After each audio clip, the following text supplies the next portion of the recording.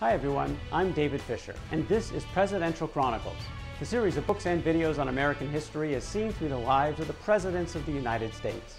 This episode is from the life of Andrew Johnson, and the focus is off to Congress.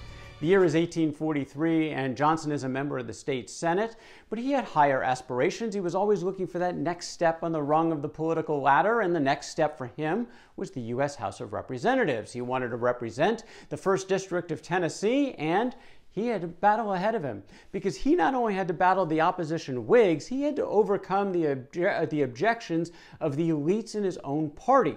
Class warfare was still very much in vogue. He was from the working class. Most of the party establishment was from the elite, wealthy class. They didn't want him. But that just meant he would go on the attack even more, fiery on the campaign trail, fighting for the rights of the common man. He said, "Someday I'll show the stuck-up aristocrats who is running the country. A cheap, purse-proud set they are, not half as good as the man who earns his bread by the sweat of his brow."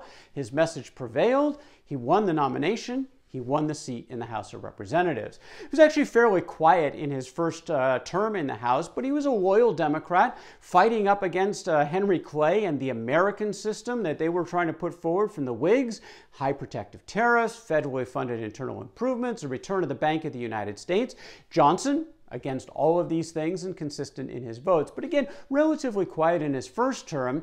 One of the things, though, he was doing, he was continuing his own education. Johnson never had a day of formal education in his life, but he had learned to read, he had learned to write, he was a good debater, and now he had access to the greatest library in the country.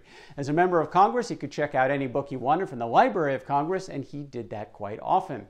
Well, re-election campaigns were always going to be closed for Johnson because members of his own party didn't care for him that much. But even when the Democrats put him forward, he would always face a strong Whig opposition. In his first re-election campaign, that was in the hands of Parson Brownlow, who was a fiery Whig newspaper editor, and these two would be political rivals almost in their entire careers.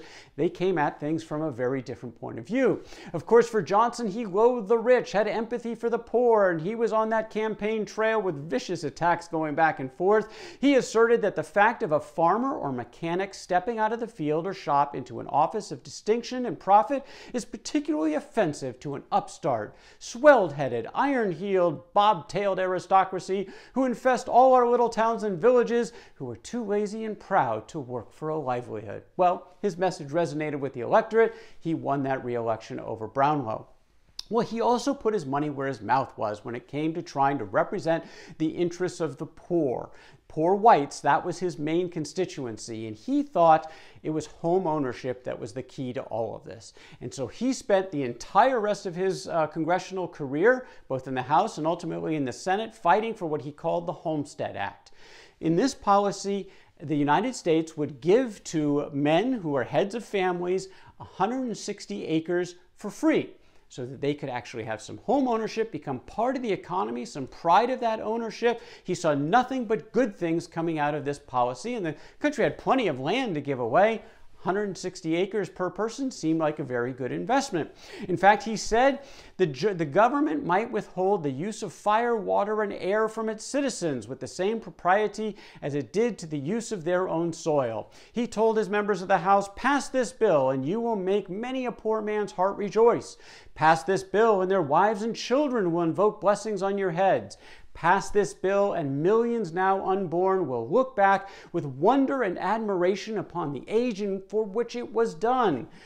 But Andrew Johnson had very few takers. This was not a popular bill, particularly in the South. The wealthy whites in the South thought, giving this giveaway to the lower rung of the white class in the South was only going to empower them and weaken their own standing. They were not in favor of the Homestead Act, and Andrew Johnson had an uphill battle, didn't go anywhere in that second term of the U.S. Congress in which he was currently sitting.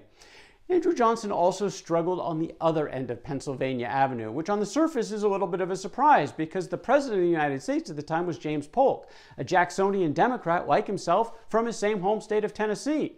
But Johnson and Polk had never really gotten along. They were from different parts of society, and Polk had proved to be really stingy with handing out the patronage. One of the things that congressmen were expected to do was bring home the jobs, the federal appointments that landed in the hands of the president, but the congressman could influence to get jobs back to their local supporters in the local area, and James Polk wasn't very forthcoming for Andrew Johnson, who was getting kind of tired of it. So in July 1846, he went to the White House to confront the president.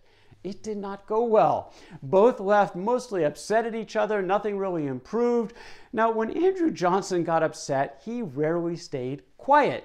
He often went back out there and used his own rhetoric to rustle some feathers, and that's exactly what he did shortly after this meeting with James Polk, when he came back to the House of Representatives and told his colleagues, "I feel well assured of one thing, and that is that they would rip and tear off some of those funguses that have been fixing and have fixed themselves upon the vitals of this government for years gone by. And they would turn a mighty stream through the Aegean stable until it was thoroughly cleansed of the abominable filth that had been preying upon the lifeblood of the Republic for too long." By this he meant the James Polk administration. He certainly got his feelings out there. It didn't help him back home with any of that patronage. In fact, there'd only be one member of the Johnson family who would be welcome in the Polk White House, and that was his daughter Martha. Martha hit it off with the First Lady, Sarah Polk, and actually went to lots of social gatherings at the White House, which was good practice for her father's presidency, but that was still a couple decades away. Now, Johnson may not have liked Polk, but he did support one of his primary agenda items, and that was the war with Mexico, where the United States went to war with Mexico. It was a huge military success, and they got a whole bunch of land in the process. The Mexican Cession confirmed the border of Texas, now part of the United States, down at the Rio Grande. You've got the California territory, New Mexico territory, hundreds of thousands of square miles, now part of the American Union. And this brought a tremendous opportunity, but it also brought some strife because it opened up a can of worms. What about slavery? What about the expansion of slavery? And would even the compromise from 1820, which drew a line at the southern piece of Missouri, the Missouri Compromise, no more slavery in territories above that line? Well, the South wasn't so sure about that anymore. They wanted unrestricted slavery expansion into the Mexican Cession. The North, not so much. They wanted no more expansion. They were basically okay with slavery in the states where it already existed, but no more expansion. Well, by 1850, there was a lot of strife on this topic, and there was a grand compromise that was working its way through Congress under the President Zachary Taylor, eventually taken over by Millard Fillmore, who took over when Taylor died about a year and a half into his presidency. Now, Taylor was against the grand compromise. Fillmore was for it. He signed it into law, and Andrew Johnson was for it as well. Because for Andrew Johnson, the most important thing was the Union, the preservation of the Union. He said at the time that, "I trust and hope that Whigs and Democrats will be brought to feel that the preservation of this Union ought to be the object which is paramount to all other considerations. I believe that slavery itself has its foundation and will find its perpetuity in the Union, and the Union its continuance by a non-interference with the institution of slavery." This was a fairly common perspective, and most did support the Compromise of 1850, like Andrew Johnson.